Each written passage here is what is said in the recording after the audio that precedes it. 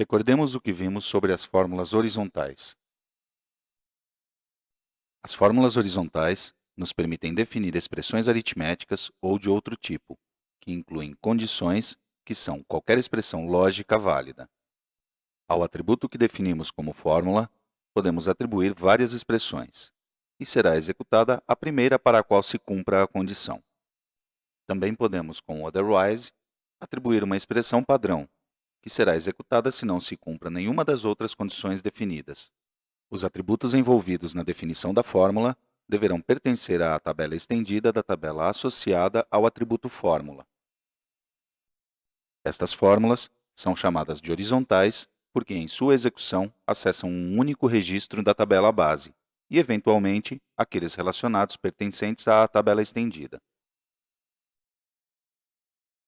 Vemos aqui a sintaxe geral da fórmula.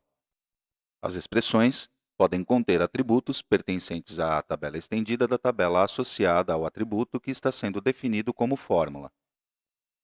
Constantes, variáveis predefinidas, funções e operadores aritméticos, como a soma, subtração, multiplicação, divisão ou potência. Operadores de strings, como o símbolo de mais, e operadores de datas, como o mais e o menos. Também podem conter uma chamada para um objeto procedimento que retornem um valor. O resultado, seja das expressões ou o retornado pelo procedimento invocado, deverá ser do mesmo tipo de dados que o do atributo que está sendo definido como fórmula.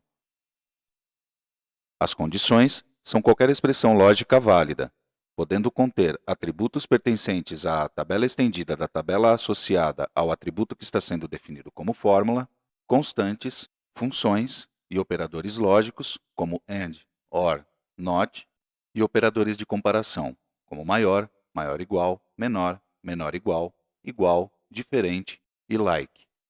A primeira condição que, quando avaliada, seja true, fará com que o resultado da fórmula seja o da expressão da esquerda dessa condição, e as demais não serão avaliadas. Como dissemos, as fórmulas horizontais podem incluir em suas expressões a invocação a um objeto procedimento que retorne um valor, do tipo de dados do atributo fórmula. Por exemplo, suponhamos que definimos em nossa aplicação uma transação flight instance. Ao contrário da transação flight, onde definimos um voo de forma genérica, com origem, destino, assentos e um preço base, a transação flight instance nos permite modelar uma instância de voo em particular, ou seja, um voo que parte em uma determinada data, com um número de voo e com um custo que depende, por exemplo, da quantidade de passageiros desse voo específico.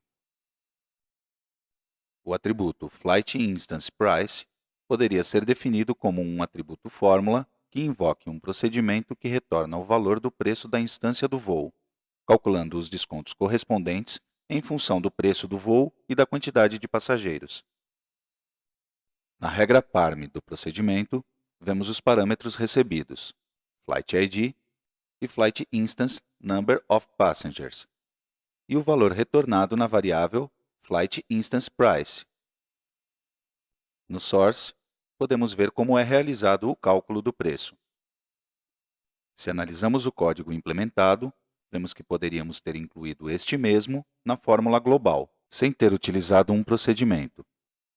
Continuando com o exemplo, vemos que a definição da fórmula contém a invocação ao procedimento Flight Price Calculator, passando como parâmetros o identificador do voo e a quantidade de passageiros.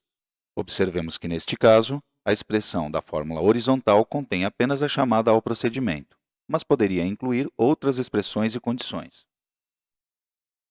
As fórmulas horizontais podem ser globais, como vimos, mas também inline. Este poderia ser o caso se, por algum motivo, não quisermos que o atributo Flight Instance Price seja fórmula, mas um atributo secundário qualquer. Mas depois, queremos executar um procedimento que lhe atribua valor para todos os registros de Flight Instance. O atributo que recebe o cálculo, Flight Instance Price, não é um atributo fórmula, mas é atribuído o cálculo apenas no source do procedimento.